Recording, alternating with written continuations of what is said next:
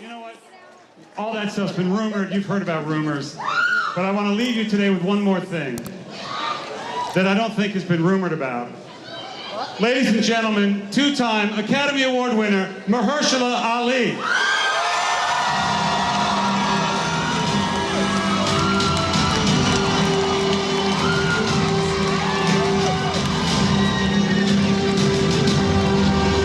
It looks like you brought your own hat, Mahershala. You did? What is that?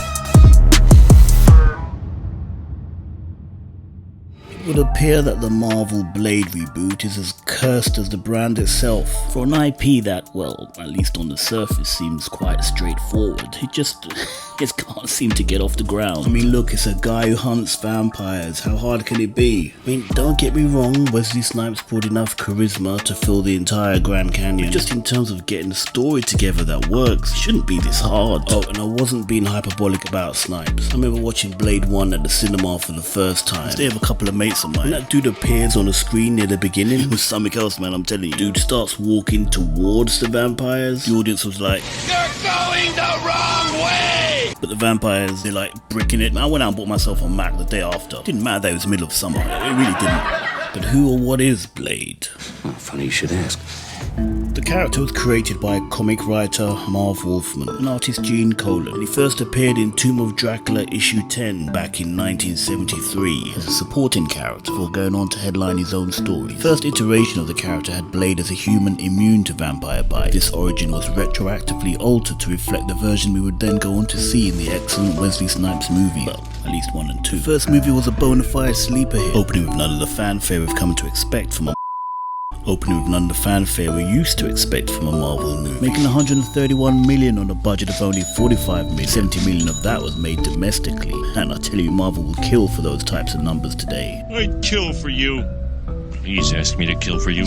No. The movie just wasn't a massive hit for comic book movies, predating the first X-Men movie by 2 years. It was the first massively successful comic book movie to be headlined by a black actor way ahead of Marvel's Black Panther. Despite the narrative Marvel continues to spin to this day. To this day! Which goes to show what we're dealing with in this modern age. If it doesn't support a particular narrative, it didn't happen. The reboot was first announced back in 2019 with always excellent two-time Oscar-winning Mahershala Ali attached to the role. I remember hearing the news when it was announced and thinking, of course, it makes so much sense. Initially I was of the mind that no one save Wesley Snipes himself would be good in the role. You know, I'd watched the TV series back in 2006. It starred that rapper who had that weird name, Dirty Fingers or something like that. Sticky Fingers, I think.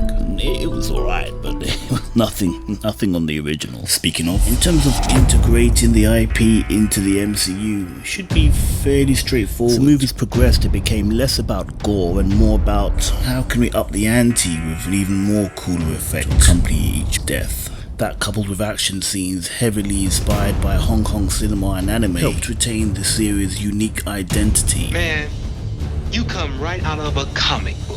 So yeah, I'm gonna go out on a limb and say Blade is 100% ready and primed for the MCU. So exciting. Tell me about it. So when's the movie out then? Well, that's kind of the thing. It should have been out already. What? Alright, so I'll explain if you calm down, if you let me talk. I mean, it's not me. With an original release date of June 2023, it soon become fairly apparent the project had no hope reaching that date. Creative differences, they went through like 5 or 6 writers, rewrite after rewrite after rewrite, writers coming and going. No one could agree on what direction they were going. One potential direction had Blade playing a supporting character in the movie. Yeah, his own movie. What? What the f***? It's coming via CBR. According to a report from Variety, the narrative of the highly anticipated Blade film at one point mainly focused on several women. Hey yo, what the f***? and had life lessons crammed into it. In this version of the script, Ali's titular vampire was reportedly demoted to the 4th lead of the movie. That's crazy. This shocking story decision, along with significant departures and many delays, made Ali consider stepping down from the role of Blade. Again, is it that hard to agree on a direction for this movie? Okay, let me show you something. Blade 1, half vampire prowls the night looking to kill vampires dressed in a cool black leather coat and shades. Blade 2, half vampire teams up with several vampires to prowl the night looking to kill an uber vampire. No, dressed in a cool black leather coat and shades. Blade 3, half vampire teams up with a motor mouth and a hot chick to prowl the night looking to kill the OG vampire. Yes, that one. Dressed in a cool black leather coat and shades. It's not that hard, is it? Yes, it seems, because in modern days one must cater for a modern audience, albeit one that doesn't exist. Now, Kevin Feige is a hack, a grifter, a bit like his boss, the Weatherman, aka Weatherman Bob. Do you see how that's incredibly offensive? Yes, I do. That's why I said it. Man, this guy's been exposed ever since he's had full control over the Marvel Cinematic Universe. Ever since they fired Ike Perlmutter. And just look at phases 4 to now and see if you can point to anything that's even remotely good. Outside of Spider-Man No Way Home, which was a Sony project. Outside of Guardians of the Galaxy Volume 3, which everyone knows by now he has sweet bugger all to do with. You're goddamn right. Now, on many occasions, Feige's gone on record to say he's going to be pushing female agenda every opportunity he gets. But at the expense of a 2-time Oscar-winning black actor in today's world? I mean, you gotta have some kind of social death wish, right? What makes it worse is it's Mahershala Ali who initially approached Feige in the first place. It was his idea, you muppet. How could you be so blatantly disrespectful? Oh mate, congrats again on those Oscars, man. Well deserved, my friend, well deserved. Anyway, I was thinking in terms of this character that Blade would be kind of supporting these 3 main characters, pushing them to the forefront, and he'd be like in the background, you know, just be around, looking cool, you know, with the shades and all that, looking very black, very ethnic. What do you think? Don't answer, think about it. Drop an email when you're ready. Thanks for coming. Remember, down with the patriarchy.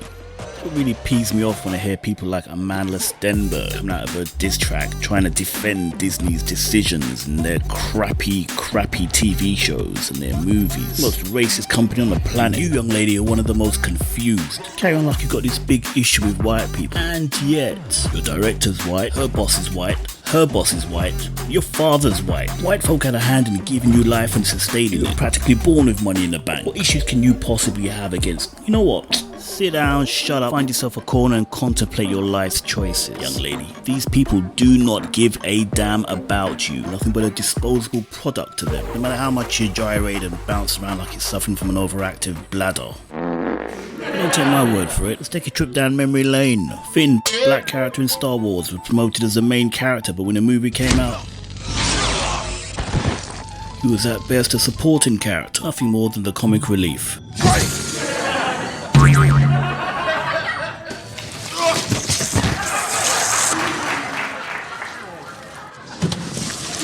It's so good to see you. We need to get you dressed. Get you dressed. Then they officially canonized him being a janitor. Yeah, aiming real high for black folk. Look at this. Fear my mop. Come on, man. Look at this monkey-fied picture of Mace Windu in their comics. Remember when they shrunk Finn on the posters for China? I'm sure he does. Lando Calrissian, all-round dreamboat to many a black women in the day. Black character and one of the coolest characters in the original trilogy. In the hands of George Lucas, that is. But put him in the hands of Disney, and he is the freaky deek of every damn week. 'Cause now he likes to jump into bed with robots. No, not even that kind of robot. This kind of robot. I'm sure you've noticed that Lando has feelings for me, which makes working together difficult because I do not feel the same way about him. Sometimes I think, maybe, but no. We're just not compatible. No shit. Speaking of Solo, Thandie Newton, a damn fine actress. She was the first black woman not cast as an alien to have a major role in a series. She said that her death, spoilers, in the movie wasn't even in the original script. That the script was changed to add her death during filming. But why? Why would you do that? Why would you do any of that? Chadwick Boseman completely covered up for the Chinese promotional material for Black Panther. In fact, Disney is ashamed of being associated with black people. Ironic, as a lot of people are now ashamed at being associated with them. Add to that refusing to recast T'Challa, the actor unfortunately passed away. Even though millions of black men around the world, not to mention Chadwick himself, saw the importance and highlighted the importance of that happening. The importance of another black actor taking up the mantle. And yet, it's important for a black actor to take over the mantle of a white character. Yeah, Disney have a lot to answer for. You know, they're two little kids, Ian and Taylor, who recently passed from cancer. And throughout our filming, I was communicating with them, knowing that they were both terminal. And what they said to me is, and their parents said, they're trying to hold on till this movie comes. And to a certain degree, you hear them say that and you're like, wow. But sparing no time replacing this actor when he unfortunately passed away with this actor, when the role itself could easily have been written out or changed. You're a hypocrite. Listen, this Blade movie is not happening, man. It's just not gonna happen. Maybe if it was filmed back in 2019, it would have had a shot, but in modern days, nah. One version of the script was set in the 1920s and had Mia Goth playing a vampire who wanted the blood of Blade's daughter, who, rumor has it, was the main character in the script. Man, when would Hollywood learn, man? Fennec Shand in the Book of Boba Fett, Furiosa in Mad Max, Bo-Katan in Mando Season 3, entire cast of Andor, Kathleen Kennedy in the Disney boardrooms. Everywhere you look, men are having their balls snipped off, all in the name of modern day feminism. I think that sometimes things need to be clipped. The latest iteration has a film set in present day, so maybe he'll get bumped up to an extended cameo. Who knows? Either way, according to a recent report, Ali is very frustrated. He's coming via the Hollywood Reporter, why Blade can't cut through development hell. I see what you did there. The article highlights that the project recently lost its second director, who was actually handpicked by Ali following the first director's exit back in 2022. Why did Ali feel he had to handpick a replacement? The article reads, Marvel came to believe that Tariq was not the best fit for the project, according to sources. Marvel then presented Ali with a list of directors for consideration, which didn't go down too well. This is 90% bullshit.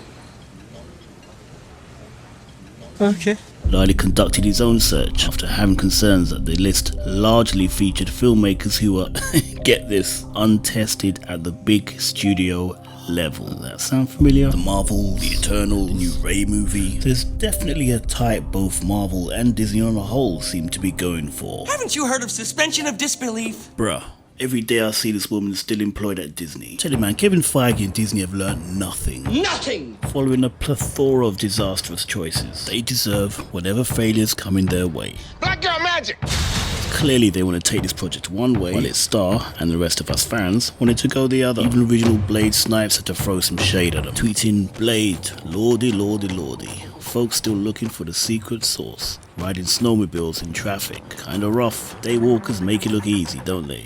Some motherfuckers are always trying to ice skate uphill. I think the guy's just holding out until, I don't know, maybe he's contracted to wait a couple of years. He's looking to bounce, man. He's waiting to bounce. Dude can smell disaster looming. He's 50 years old now. Sure, he's in great shape, but he can't wait forever. Saying that, clearly he would, rather than take whatever crap direction Feige wants to take the franchise in. Pardon the string of puns, but my opinion, Marvel sucks, and this project will never see the light of day. But what do you think? Does it have a chance? Is Ali just waiting to walk? Will Feige ever see the light? There I go again. Comment down below, and I'll catch you in the next one. Thanks for watching.